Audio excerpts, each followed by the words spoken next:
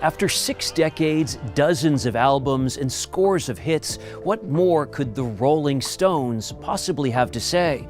Well, turns out plenty, as Anthony Mason recently discovered. Imagine this, a darkened backstage hallway, the air still charged with electricity from another sold-out show. Mick Jagger leans against the wall, shirt soaked in sweat, heart still pounding from the encore. He has done this 1,000 times or more. He's danced under more lights, kissed more people, and strutted across more stages than most musicians can dream of. And yet, something lingers. He never got over that feeling. Do not be afraid, not envious, respect, not for the rock gods with whom he has shared bills, not for the thrashing guitarists or yelling frontmen chasing his legacy, but for the women, not just singers, not just pretty voices filling the airwaves. These were storms that included microphones, artists who did not enter the rock world by invitation. They kicked down the door, rewrote the rules, and challenged everyone, including Mick, to keep up. They were not flirtatious on stage. They owned it. They did not ask to be seen. They demanded it. Mick Jagger was always known for his swagger, the moves, a sneer, the glittery defiance. But ask him who truly shook him, who made his jaw slack in awe, his heart pound not from performance but from presence, and his voice drops, his smile curls at the edges, and he begins to list them, not in dozens, only a few. 7 women, 7 legends, 7 voices left him breathless, not because they sought the spotlight, but because they became it. Some he danced with, some he observed from the wings. He claims that all of them carved their names into him rather than on charts. They changed the way he moved, how he sang, how he perceived power. Because sometimes the ones who haunt you the most don't scream. They're the ones who stare you down without blinking. These are the 7 rock women Mick Jagger claims he will never forget. And not because they made him think of himself. However, they made him realize he would never be like them. 1. Janice Joplin, the flame he couldn't touch. She didn't walk on stage, she exploded on it. For Mick Jagger, seeing Janice Joplin live in 1969 at Madison Square Garden was more than just a concert. It was a reckoning. He'd been strutting across stages with the Stones for years, fueled by adrenaline and arrogance. But when Janis stepped out, barefoot and wild-haired, holding a whiskey bottle, the atmosphere in the arena changed. So did he. She did not sing. She detonated. Her voice was not trained. It came from a deeper place, both holy and dangerous. She cracked open each line as if it hurt her to say it. And when she let loose with "Piece of My Heart," even Keith Richards, who is known for never flinching, stood still, silent. Mick did not try to move. Janis did not flirt with the microphone. She devoured it. There was no image and no routine. Just fire. Janis was something entirely different for a man who had made a career out of performing seduction and swagger, a raw nerve wrapped in blue denim. She made rage sound like a prayer. She made heartbreak resound like thunder. She terrified me, Mick later admitted, not because she was so loud, because she was free. There was no script for Janis, no polish, no pretense. She didn't care about being sexy or attractive. She cared about being true, even if it was ugly, messy, and spilling out all over the stage. Mick decided not to compete again after that night. He did not ask for a duet. He did not lean in for a photo opportunity. He was watching. He learnt. He never forgot. Her power did not strike him as particularly impressive. It was her vulnerability, her ability to be everything, broken, brilliant, furious, and soft in one breath. She had no need for lights or costumes. She illuminated the room with her anguish. In a world where male rock gods were revered, Janis did not wait for permission. She broke the altar and set it on fire. Mick Jagger, who had seen it all, regarded her as untouchable, not because she was perfect, but because she was too real to be fake, too wild to be tamed, too alive to duplicate. She did not leave behind a large discography. She didn't have decades to evolve, but she left scars in her music, in her fans, and in people like Mick, who thought they'd seen the pinnacle of performance. Until Janis walked out, barefoot and burning, and reminded him of what it meant to surrender to the present moment. "She didn't sing the song," he once explained. "She was the song." 2. Stevie Nicks, the storm that whispered. She did not have to scream to be heard.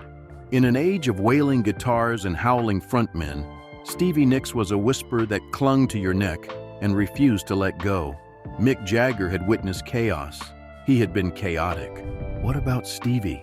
She was something else, a storm in slow motion. Their paths crossed frequently in the late 1970s, with Fleetwood Mac at the pinnacle of its drama-fueled fame and the Rolling Stones still burning up arenas. They shared stages, parties, hotel bars where smoke curled like secrets and crystal flutes dripped with champagne sweat. Rumors trailed them like shadows. However, the truth was quieter than the headlines. It was not about flirting. It was about the voice. That voice, half silk, half sand, could elevate a lyric to legend status. She did not belt. She didn't growl. She glided. Every syllable is soaked in mystery, memory, and magic. Mick used to say Stevie's songs were like prophecies in disguise, dreams wrapped in velvet and humming with danger. When she sang Gold Dust Woman, he didn't simply listen. He yielded. He recalls staring at her from the side of the stage, spellbound. She didn't command the spotlight, he later explained. She invited it. While other performers attempted to take over the stage, Stevie haunted it. She moved like fog, spoke like a ghost, and sang as if she had lived 1,000 lives and lost something valuable in each one. Her presence, rather than her voice, was what made her unforgettable. Stevie did not demand attention. She lulled it in. She floated in shawls and shadows, allowing silence to do what most singers attempted with volume. She had the kind of power, Mick once admitted, that made you lean in without realizing it. They danced once in a candlelit hotel ballroom following a tour stop. There are no cameras, no press, only the sound of an old record spinning and the silence of two legends who did not need to speak. She leaned in and whispered a line from a song she'd never released. He never forgot it. Stevie was not a loud person. She did not need to be. She was a spell rather than a spectacle, a reminder that not all storms bring thunder. Some slide under your skin and stay there. Mick still refers to her voice as one of the few sounds that can stop him in his tracks, because Stevie Nicks did not sing to be adored. She sang as if she knew your secrets and still loved you. 3. Tina Turner, the Hurricane in Heels. Mick Jagger nearly died during his first performance with Tina Turner. Not literally, but artistically, emotionally, physically. He was used to holding the spotlight and setting the stage on fire. But when Tina walked out, strutting in stilettos like combat boots, something changed. The air thickened. The crowd leaned forward. And Mick? He realized instantly that he wasn't the most powerful force in the room anymore. She did not walk. She charged. A tidal wave of choreography, sweat, and passion. Her voice didn't ask to be heard. It demanded obedience, gritty and beautiful, as if each note was torn from somewhere deeper than sound itself. And God, the way she moved, like a prizefighter who just happened to set every beat ablaze. Their most famous duet occurred at Live Aid in 1985, when they performed State of Shock and It's Only Rock and Roll in front of millions. The plan was simple, a playful back and forth, a quick dance, and some laughter. But Tina had her own script. In the middle of her performance, she ripped Mick's shirt. The audience had lost its mind. So did he. "She nearly killed me," Mick said later, laughing. "And I mean that in the best possible way." However, it wasn't just that moment. It was every moment with her. Tina didn't perform as if she was trying to impress the audience. She performed as if she had already been through hell and was now destroying the stage simply because she could.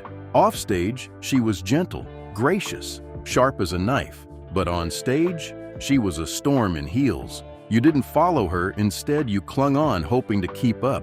Mick always admired her ability to turn pain into propulsion, how she carried the weight of trauma without letting it slow her pace. Every kick, scream, and stomp represented a victory, and the audience felt it. She didn't need help from anyone, he once said.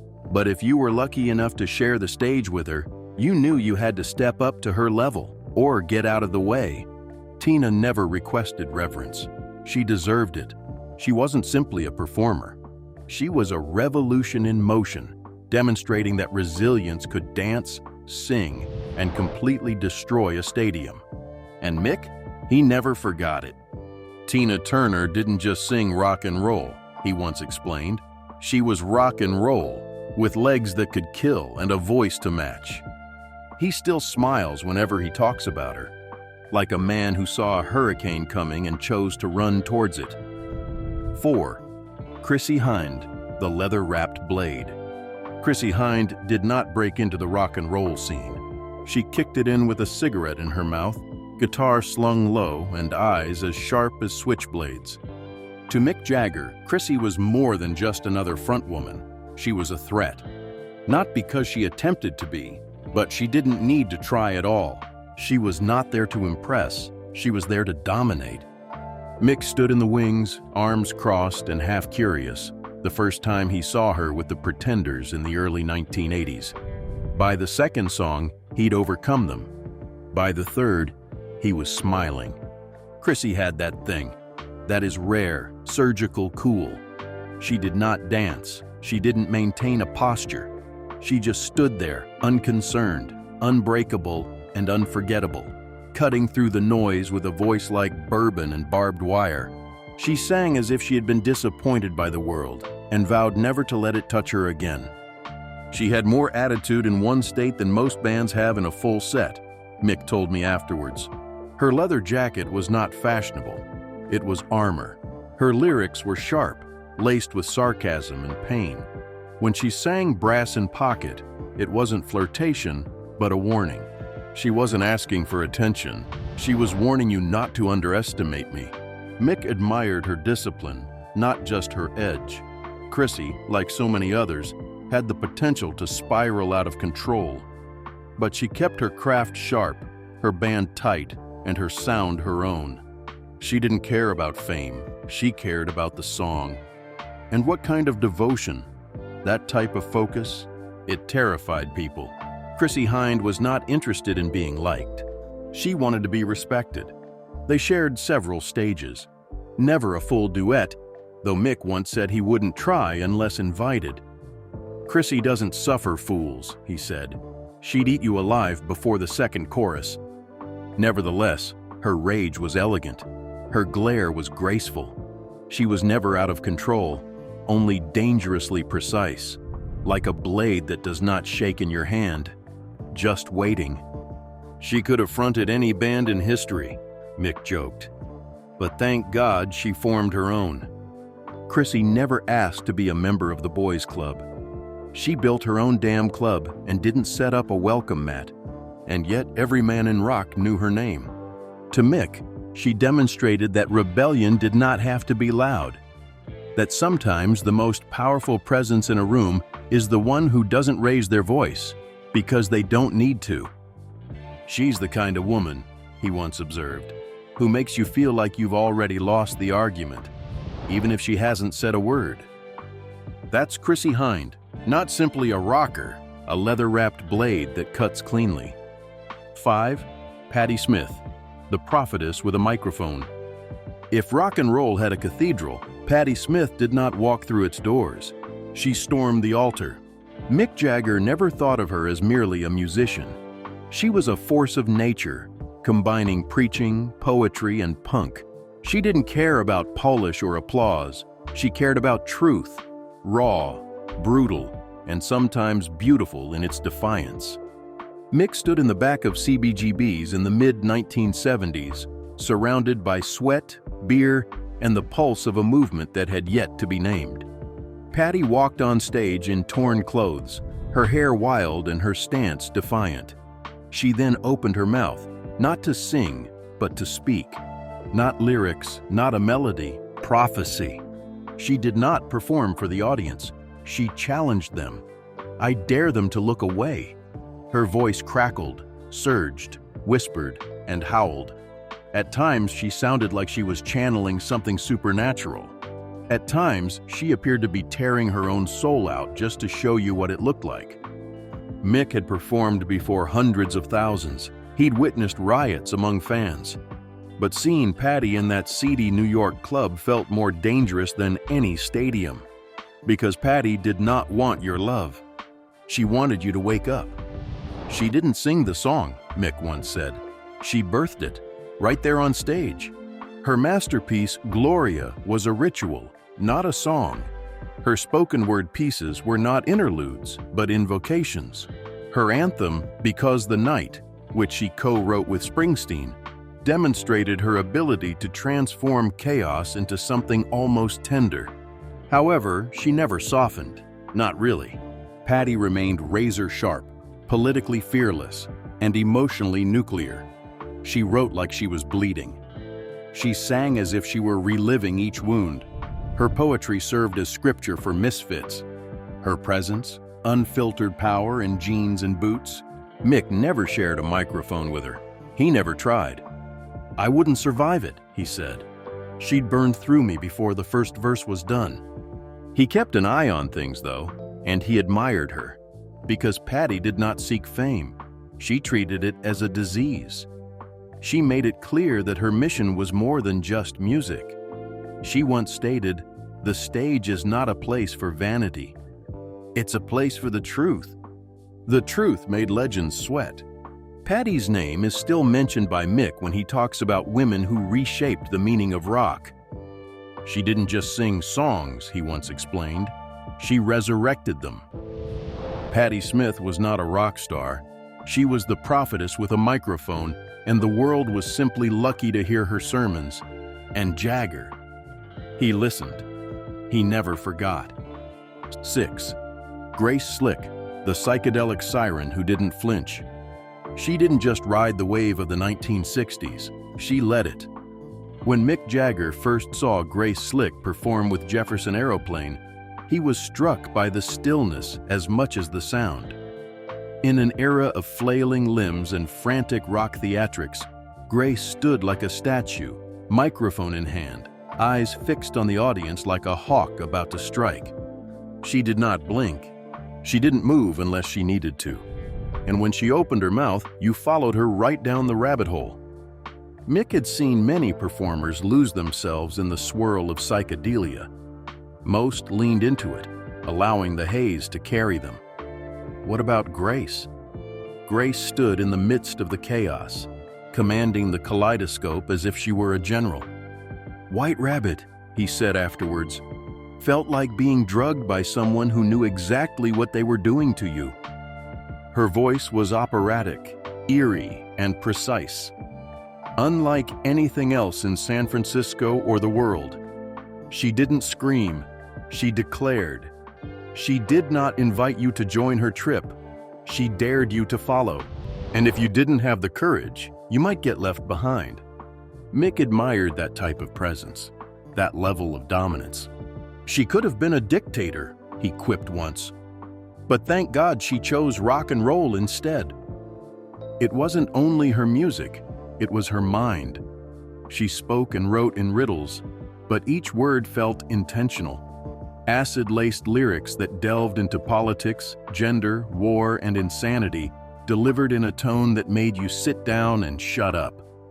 And while many male rockers dressed in rebellion and excess, Grace wore intellectual defiance like a crown. She once stated, "I am not here to look pretty.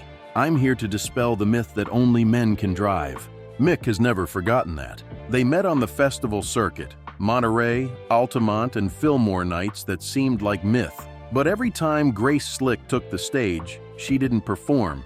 She came to conquer. She could stare down a riot, Mick used to say, and make it rethink its life choices. She drank heavily, sang loudly, and never, ever apologized. She did not soften for the press. She did not pander to fans. When the industry tried to tame her, trim the edges, turn her into a flower child, she spit the idea out. Grace was not a muse. She was a machine for thought and thunder. To Mick, she demonstrated that rock and roll did not belong to men. It belonged to those who could embrace the moment without flinching. And Grace Slick, she never flinched. She stood on stage like a stone goddess in a sea of acid and sound, commanding the madness to bow before her. 7. Debbie Harry, the punk blonde who never blinked. Some of the women were very loud. Some people were angry. Some were elegant. Debbie Harry was all three, and she didn't care if you could take it. Mick Jagger saw Debbie as a peroxide and leather paradox. When he first saw her perform with Blondie in a dingy Manhattan club, he had no idea what hit him. She walked on stage as if she owned it. Not with bravado, but with an easygoing, glacial cool. She was not there to prove anything. She already was. She didn't blink, Mick later stated. Not once. Debbie Harry remained precise, poised, and untouchable as punk exploded around her in sweat and noise. The music may have been raw, but she was surgical.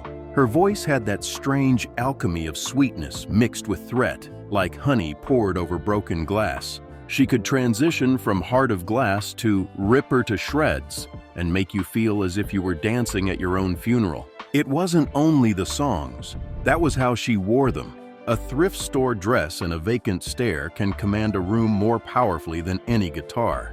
She was sexy, on her own terms, cool but never cold, blonde, but no one's dumb idea of it. She weaponized glamour, Mick said, made it feel like a dare.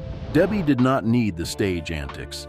She did not swing microphones or toss furniture. Her power stemmed from the lack of effort. She was magnetic because she didn't seek attention. She drew it to her. She brought punk to the masses with eyeliner, synthesizers, and no apologies. Backstage, she was quiet, thoughtful, calculated in the best way. She was an artist who understood the machine and used it to her advantage rather than vice versa. Mick respected that deeply. Debbie Harry maintained her head, edge, and crown in the midst of flameouts and poseurs. They never exchanged songs, but they did share a generation. Mick, from his side of the rock and roll kingdom, watched her reign without ever requiring permission. She didn't snarl or scream, he once stated.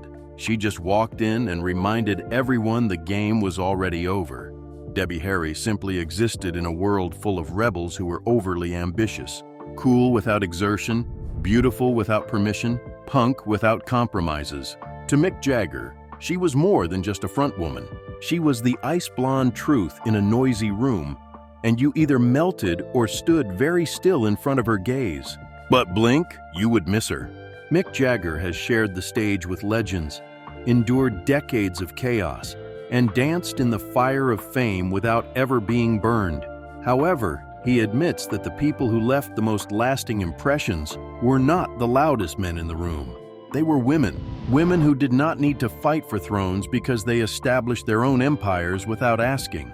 Janice Joplin has her soul turned inside out. Stevie Nicks casts spells with shadows and silk. Tina Turner, the hurricane in heels who outruns every storm. Chrissy Hind is sharp as a blade and twice as deadly. Patti Smith is the prophetess who transformed poetry into power. Grace Slick commanded madness with a single stare. Debbie Harry is the cool blonde who never blinks. They're all different. Each of them is unforgettable. And they never waited to be crowned because queens such as these do not require gold. They wear their stories as armor, their voices as weapons, and their presence as unstoppable fire. To Mick, they were not competitors. They were revelations. Proof that rock and roll did not belong to a gender. It belonged to anyone who could walk on stage and cause the earth to shake. And these women did not move it. They broke it open. No feuds. There's no drama, just respect, etched deeply. I worked hard to earn this. Never forgotten. They weren't trying to be like us, Mick once said. Truth is, we were all trying to be a little more like them. So, even when the lights go out, the crowds quiet down, and the final encore fades into the night, these 7 women continue to reverberate because legends are remembered. What about queens? They rule indefinitely.